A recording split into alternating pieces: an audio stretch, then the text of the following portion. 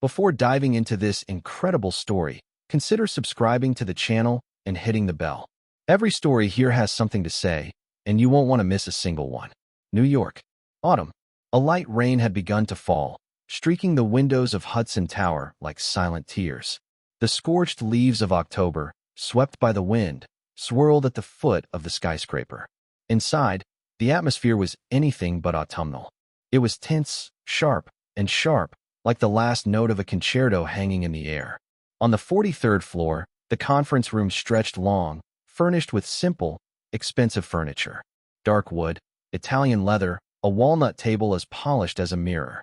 Large bay windows overlooked the Manhattan skyline, where the twilight reflections set the surrounding buildings ablaze.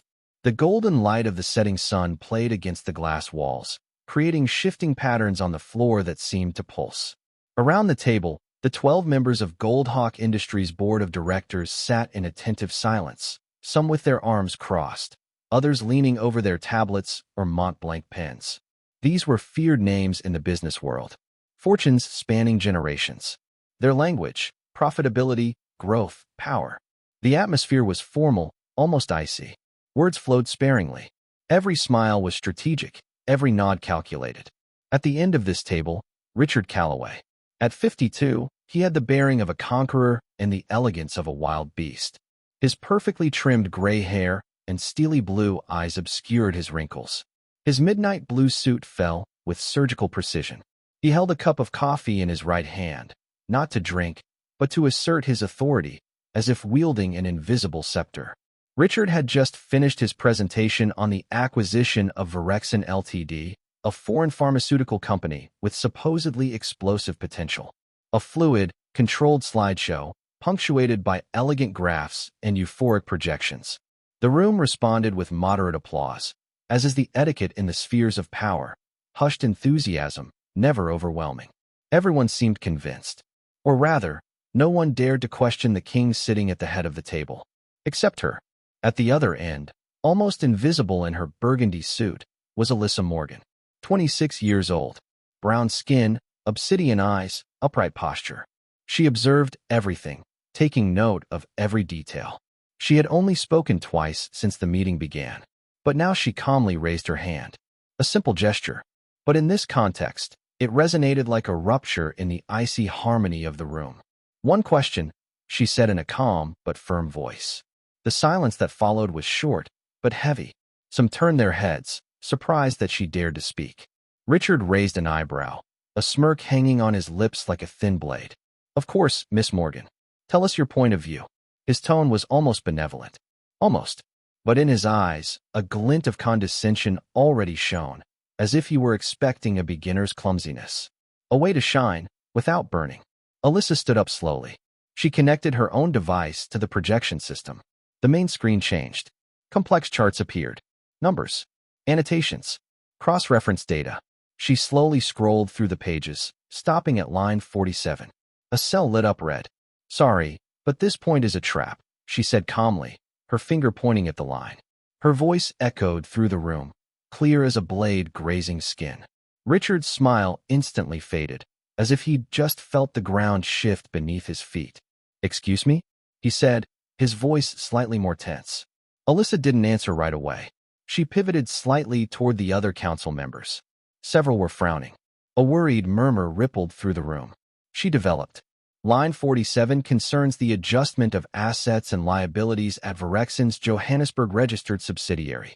Except that this subsidiary is, according to South African public records, undergoing dissolution proceedings for money laundering and misappropriation of public funds. None of this appears in the official due diligence. This isn't a mistake. It's a cover-up. A silence fell over the room. Richard gripped his coffee cup so tightly that a small clatter of porcelain split the air. He said nothing. His face had hardened. Alyssa stared into his eyes. I may only be a junior analyst to you, but I've checked my sources, and I've documented everything. This project can't go any further, unless you want to drag the entire council into complicity in international fraud. It was said. The room froze. Explain yourself, Richard asked sharply, his teeth clenched, his gaze fixed on Alyssa's with the coldness of a man who feels his control slipping away. The room froze. Alyssa stood slowly, without rushing.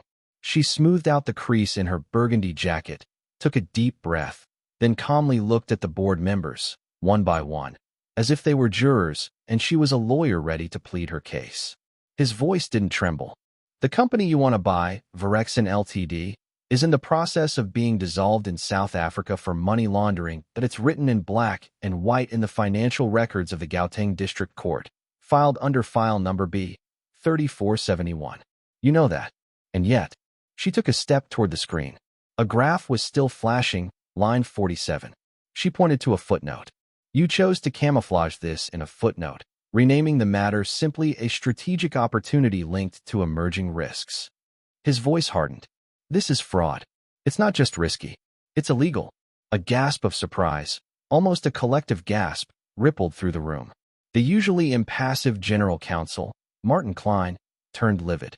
His hands trembled slightly as he nervously tapped on his touchscreen. Another board member exchanged a worried look with his neighbor. But Richard, he didn't move. He sat up slowly in his black leather chair, his elbows resting on the table, his fingers clasped under his chin. Are you implying that I intentionally lied to the council? He asked in a cold voice. Alyssa didn't blink. Non, she replied. She paused. A shudder ran through the room. I claim that you deliberately built a facade. And I have the proof. A deep silence, like a chasm, opened between the two ends of the room. No more rustling of paper. No more clicking of pen. Not a single breath visible.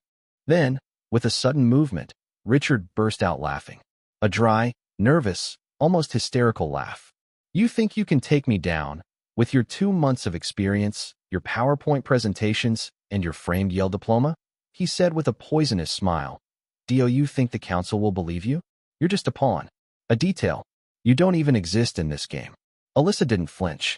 Slowly, she removed a silver USB drive from the inside pocket of her jacket and placed it in front of her, in the center of the table. The small metal object seemed to glow in the golden light from the ceiling like a loaded weapon.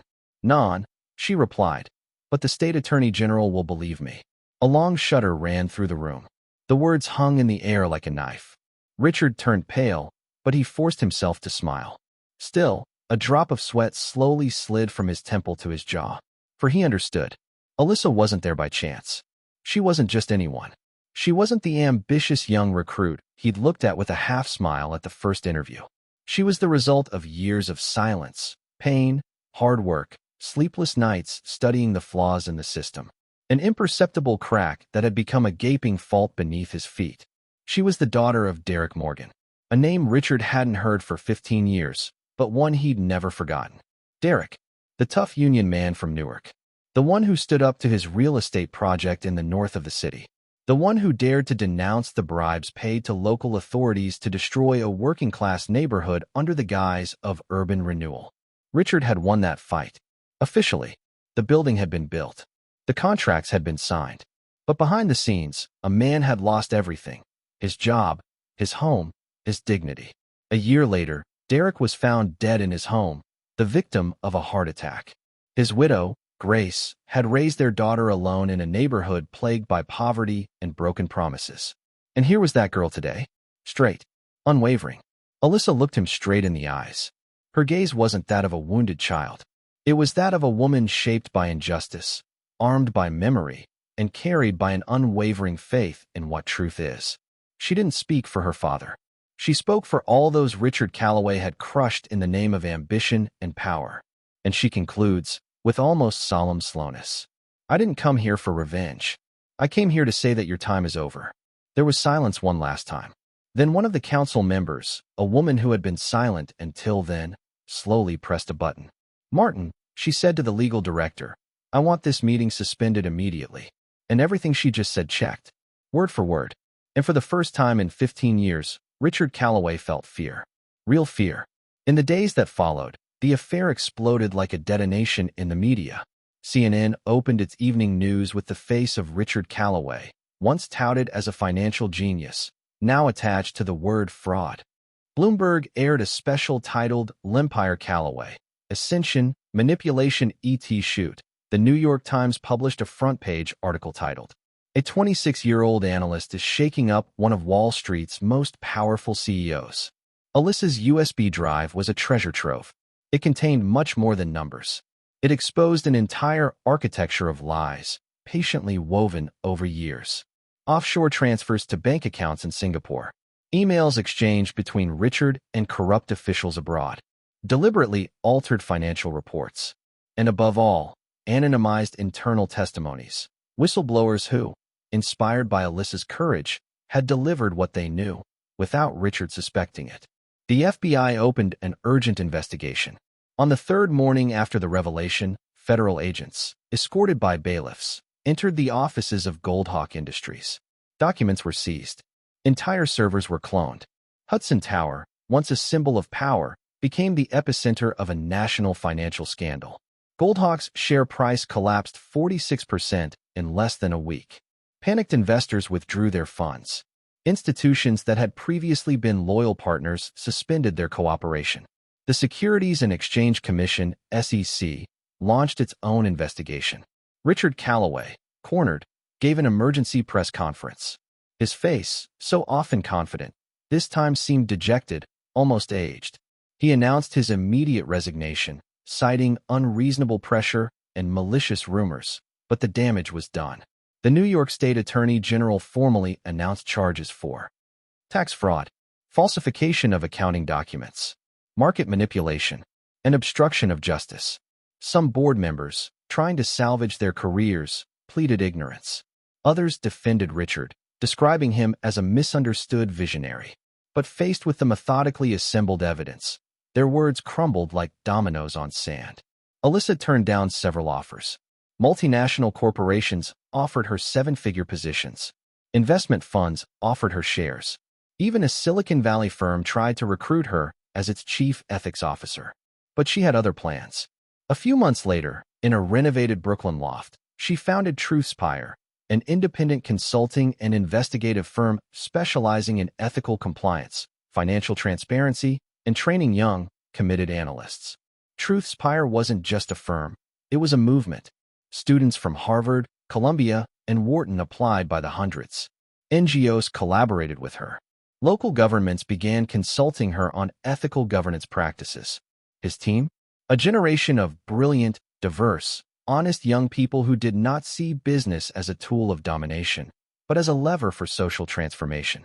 Shortly after Truthspire launched, Oprah Winfrey contacted her. The interview, broadcast in more than 80 countries, caused a sensation. Sitting across from Oprah, Alyssa talked about her father, Derek Morgan, her mother, Grace, and the modest apartment in Newark where she learned to read from the used books her mother collected from the public library. She talked about her years at Yale, where she felt invisible in the Ivy League lecture halls. And most of all, she talked about the day she realized that the truth isn't enough unless it's spoken loudly, clearly, and clearly. Oprah nicknamed her the new consciousness of the business world. Every morning, Alyssa walked past Hudson Tower, the building where everything had changed. She looked up at the dark windows of the 43rd floor. She wasn't smiling out of triumph, not out of pride, but out of dignity, because she knew that what she had accomplished that day was not a simple act of courage. It was justice delayed, quiet justice for all the Derek Morgans of this country, for all those whom the powerful crush in the margins of opaque reports and decisions. Alyssa Morgan had proven that the truth can wait, but let it never bend.